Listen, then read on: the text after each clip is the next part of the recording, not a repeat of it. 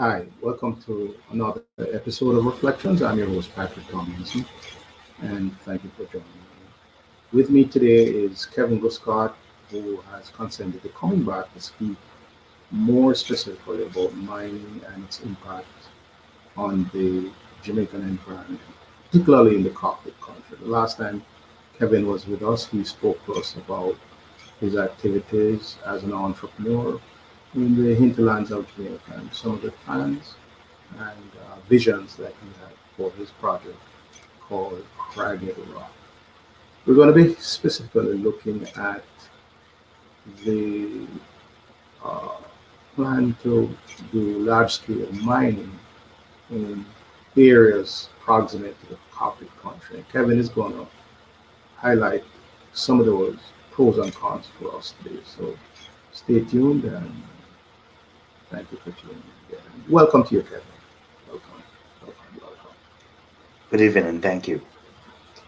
Okay, Kevin, the last time you sensitized us to this exciting project that you were involved in and seek to enhance and develop in the coffee country. And you're a scientist, a climate scientist. And so we have heard of this particular mining project by a large bauxite mineral mining entity that is looking at doing mining in areas proximate to the Cockpit country. So I'd like you to tell us a little bit about that and its impact with persons like yourself, entrepreneurs like yourself, and some of those implications. Well, yes, thank you, Patrick. So, the cockpit country, and as we describe it in locations between Trelawney, St. Anne, St. Elizabeth, and Manchester. The unfortunate thing about the cockpit country is that it happens also to be places of with large, good quality bauxite reserves, and so these areas have been earmarked over the years as part of Jamaica's natural resource base. And but that was just taken into consideration the volume of or the potential of bauxite. That doesn't take into consideration the value of culture that resides on those bauxite areas, nor does it take into consideration the valuable plant and animals biodiversity that exists on top of it. Okay, so Kevin, as I said, I'm going to interrupt you a little bit more this time because Yes. you have touched upon a few things which I wanted to highlight. Tell me a little bit about the water resources as it relates to the cockpit country and the wider Jamaican environment. Okay. The cockpit country, interestingly, is one of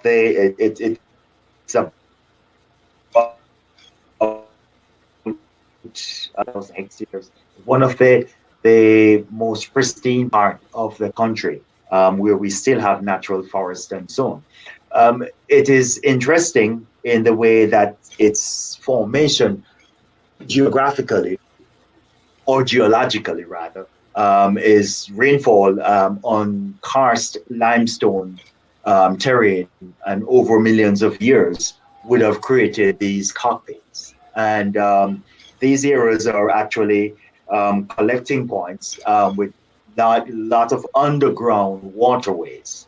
So subterranean waterways are able to transport water to far sides of the island and comes up out of the ground in the form of rivers. The Black River, one of our larger river towards the south, benefits from it. The Mata Bray benefits from it, and I think there are other rivers westward that benefits from it. So, in terms of natural resources and understanding how important water is, it is really critical for us to recognize how important it is to maintain that. The alternative to that will be taking ships onto Jamaica with water in the next 50, 60 years. Wow. So back to the central question. in terms of the bauxite. I wanted to, before you get into that, Kevin, I Yes. wanted to ask you, what's the typical average elevation? I know it varies, but like where you are with your project, the Cragged Rock project, how high above sea level are you? I haven't measured, and as you know, Roughly. but based on what I know from the mapping and so on, we would be talking about 500 meters above sea level, 600 meters above sea level on That's average. roughly 2,000, 1,500, 2,000 feet. Right. So Okay. it would be under 5,000. So yeah, high points would be in the region of like a 3,000 zone. But Okay. generally speaking, it's within the Okay. range of average Okay. 2,500. Yes. Okay. So tell us, bring us up to speed of what this new mining project is about. Give us a little bit of background on it. Well, background is that mining is really not new around the Cockpit Country. So, because of how extensive mining has been, it has gradually taken up the easier lands and it's moving towards the Cockpit Country now, which is like more formidable lands to mine, but still have a great amount of a lot of good bauxite reserves here. So, bauxite mining commenced in Jamaica in the late 1950s. And so by now, they would have used up a lot of the easy mining resources around the factories that were built in Clarendon, in the parishes of Clarendon, and in Manchester, St. Catherine, and as well as St. Elizabeth. So, so right now, um, the mining operations, the mining companies have acquired lands within the Cockpit countries, and they're extending their operations little by little into the Cockpit country. And the region that is mostly under threat now is the region on the east of the Cockpit country, which is St. Anne. And they're mining into the Cockpit country gradually. And but there are also attempts being made on the southern part of the country as well, Okay. where mining operations are taking place. So you as a climate scientist, tell us a little bit about the pros and cons of an activity such as this. Okay, so this is a strip mining operation, and basically with strip mining, you clear some of the most important part of the land. You take off the topsoil, you get rid of trees and so on. You actually clean the land to access the mining reserves that is there. I should tell you, one of the advantages with Jamaica's bauxite from day one was how accessible it was. In countries like Guyana, Australia, who also have bauxite mining activities, they dig deeper.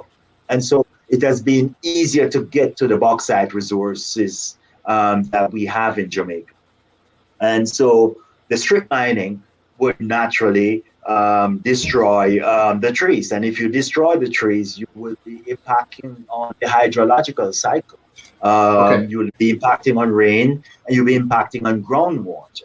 What's And the what's those the processes background? are linked. What's the Yes. background of this mining company? Where are they from? What is their where are they domiciled? Okay. So bauxite mining in Jamaica are done traditionally has been done by North American operators. But one of the things that happen is that a constant changing of ownership depending on their particular situation. So um, now 100 and now 60 years into bauxite mining, we're now the principal owners, not the principal. One of the group that has been purchasing or or taking ownership in the bauxite industry happens to be out of China. It's difficult to know exactly who they are, but the partnerships, the newer partnerships, are held by Chinese companies. Okay. So, Kevin, you're a climate scientist. Tell us a little bit about how does this uh, fit in with the Paris Climate Accords? I'm not sure if China is a signatory to the climate accords, which the Biden administration just got back involved in.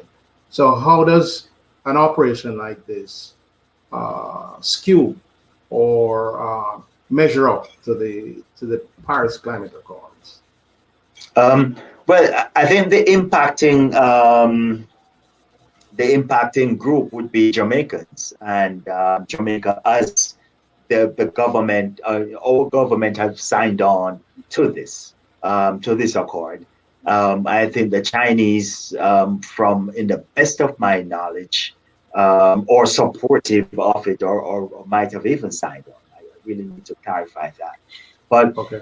um, to it's one thing about saying what you're going to do, in terms of improving our relationship, improving the quality of life, and improving our environment, and by signing on to the Paris Accord. What it does for a country like Jamaica is to put us in a consistent and constructive framework as we use our land resources, and at the same time make sure that other pieces are incorporated in terms of, like, recognizing the livelihood of people and their right to have a good, just, and proper life. And so all of that takes place about you having access to water and having access to good food and so on.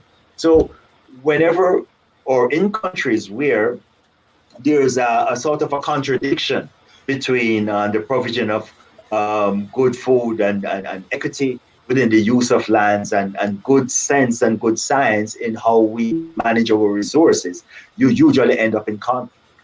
And Okay. so that's a very tough situation, and the linkages have not been made yet. But All right. in Okay. So I Clarendon, go yes, ahead. Go ahead. I was saying that one of the most volatile area in Jamaica right now is the well-known bauxite mining section of Clarendon.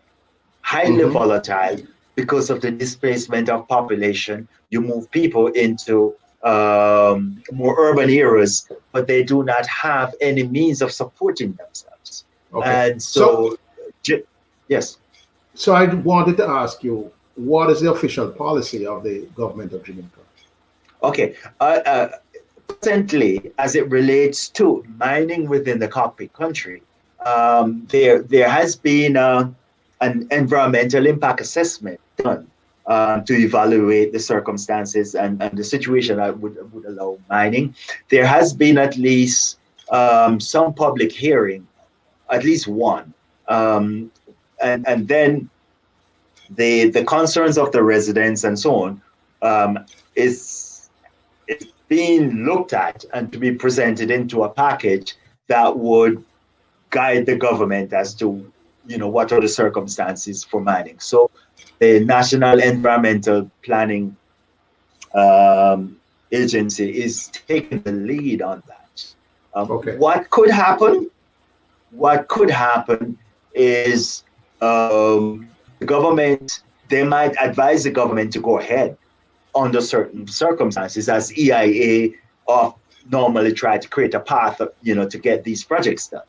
And they might not recommend it. It all depends on how it goes. But I can tell you, Patrick, that we didn't discuss this, but the government actually owns 51% of the bauxite company. So it's the government of Jamaica and maybe the government of China. Not so sure, but join with Chinese companies that are looking to mine these bauxite resource.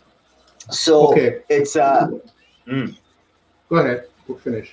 No, so it could be a difficult situation, meaning that the government who could be expected to look at the best interest of the people and the land might find themselves being driven up on the wall of economic, necessity of the economics of the situation, and might decide to promote limited or whatever situation of mining in the cockpit country, notwithstanding the threat for human health to the environment and yes, and everything else. Okay. Now the reports that I've read sort of indicate that the government is inclined to go ahead with the project, and there were in some quarters some uproar or resistance to it. So, do you want to take just a couple of just a minute or two to speak to that particular issue? Yes, in so the management of the cockpit country is it's complicated. It's and let's say in deciding to come into the cockpit country to mine and being pushed back by the residents and the interest people who are interested in the cockpit country, the government has decided to create a definition and create a sort of a boundary for what is or delineate within these parishes what is de facto the cockpit country, and that's what they have been trying to do. So there has been a lot of community groups, church groups, and other interested parties, and some of them not from the cockpit country. They are Jamaicans who have long recognized this place as a treasure, and there has been a fairly strong pushback on the government and sort of forcing them into a position to be looking at aspects of the cockpit country as a protected area. So they have been doing what is called a ground truthing, by delineating areas that will be protected. So that is one of the activities. So Kevin, Yes. just my reading as a layman, these large projects, I mean, like in the Amazon, particularly in the jungles, I'm not using that term pejoratively, but just kind of understand descriptive. Yes, like in the Congo, in Africa, where large mining projects, and some of them illegal, have taken place, where trees that have taken 300-400 years to come to maturity have been cut down in a day or two. It seems to me as a layman that some of this is what the cockpit country faces, and you can never replace those lost treasures in a short space of time. No economic gain by the people, and that again is questionable. You can never replace. So, speak to us a little bit about that. The easiest way I could explain that conundrum is a beggar selling his child. When you sell your children, you're dead. You have no way of connecting to the future. You have not made an investment going forward, and so thus deciding to, and we're a country at large, because we have a government, and we all need to understand the circumstances of removing these trees and see that without the trees, not only the trees, but the water. Yes, we'll be removing our livelihood for water. Exactly. And the land of wind water, for what Jamaica has been known. Just imagine a country with dry riverbeds. It does create. It will definitely create some kind of dislocation, different from environmental degradation. Okay, so Kevin, I would like you now to take a little bit more time, 4 or 5 minutes, to, as exhaustive as you can be, to tell us a mining project like this, its implications on an entrepreneur, a social entrepreneur like yourself, and other people around in your community in the Cockpit Country?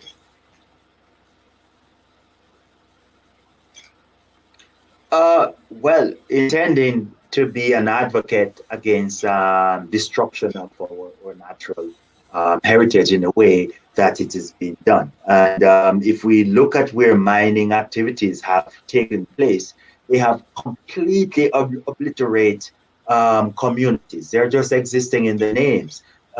Communities are built by people. And even if they're older communities with bauxite resources under, they're still communities. And once that factor comes in, it totally removes all elements of that. And so I am using my position as an advocate and as an entrepreneur by demonstrating that there are different ways to do this. So the Cragged Rockers, which is one of my activities, is intending to show how people could use these resources for recreation and for education. I did not mention how a lot of medicinal plants and herbs exist within the Cockpit Country that really needs to be researched. So I'm promoting research and education. Can you mention two or three for us? Of plants? Yes, or yes, exactly. Well, a bunch of herbal medicine and remedies. We have, if we speak about herbal, we have like sarsaparilla, sauce leaves. We have pimental, all kind of mints and all of that. It's exhaustive. Some of the names that we have are vernacular names, and I really don't want to confuse your audience, but they have been known, and I'm actually doing the research by learning from elders what are the different plants and what are their different treatments and so on, and how people have used it. And I have benefited from. Yeah, I have benefited. If I had more time, I would have told you how I got rid of a sprain just using very natural remedies. And I was surprised that that could have been done. Hopefully, on another episode, I might be able to share that. So yes. Okay, excellent. So there's more than one way of looking at this mining project. I mean, the government might say we need to provide work and gainful activity for residents who experience a relatively high unemployment rate. But these projects, they never generally demonstrate a wide swath where they incorporate and involve certainly a lot of unskilled people. So that is an issue. I don't know if you want to mention. That's a very interesting way that you have phrased that. From my standpoint, from what I have seen in my section of the Cockpit Country, unemployment in the way that we traditionally look at is very low, notwithstanding that there's high unemployment rate across Jamaica. But within the Cockpit Country, one of the products, yam, it's a very lucrative plant that can be food product that is grown and has been grown by the Maroons, and it's a product that came out of the African heritage that is now part of the regular cuisine within the Afro-Caribbean communities and Latino communities out in the States. So yam is lucrative, and a lot of it is being exported, and most of the young people that I know involved in that activity at some level. So to give that up to be driving a truck for an entity that exists in China is not a great choice, and so it's along those lines. And I with more research and more presentation of ideas, I imagine that people will see how important it is to project for the long term rather than the very, very short term income that comes from a mining operation. So Kevin, in essence, then you're positing that you can, or ways can be developed to incorporate indigenous or local communities in ecotourism projects, not only in Jamaica, but in Ecuador, in Bolivia, in Brazil, in Colombia, in Venezuela, in Asia, Thailand, Bangladesh, India, all these places, uh, to utilize indigenous resources rather than going for these heavy um, um, projects that demand a lot of energy. They consume a lot of hydrocarbons, and they add tremendously to the carbon footprint. Yes.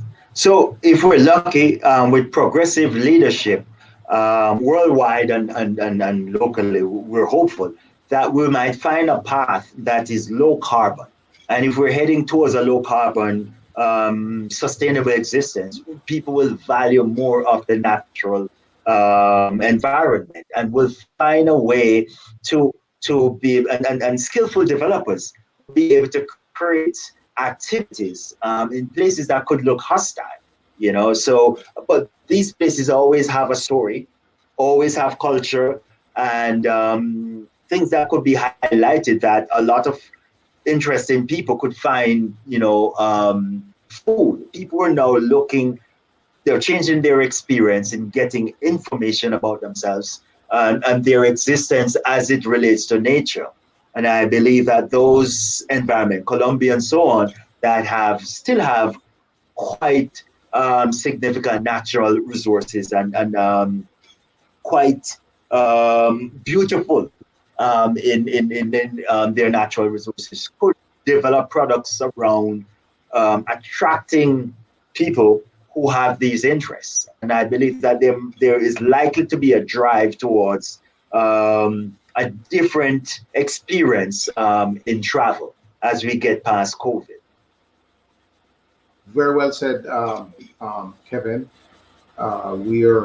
We have less than a minute left, and it is my hope that persons such as yourself, climate scientists, indigenous climate people who are sensitized to the climate and to live in harmony with the climate, can, in your own experience there with Cragged Rock, can develop a model, a template for people not only in your country, Jamaica, but across the wider Latin America, Caribbean region, and even Africa and Asia. Persons, like-minded persons like yourself, can give us a template in which we can forge new directions in developing a strategy for development. I want to thank you for appearing, and I want to wish you all the best in your endeavors. Thank you for appearing, Kevin. I'm really grateful for the opportunity to share and looking forward in working with anyone who has interest in this space. Be well. Thank you.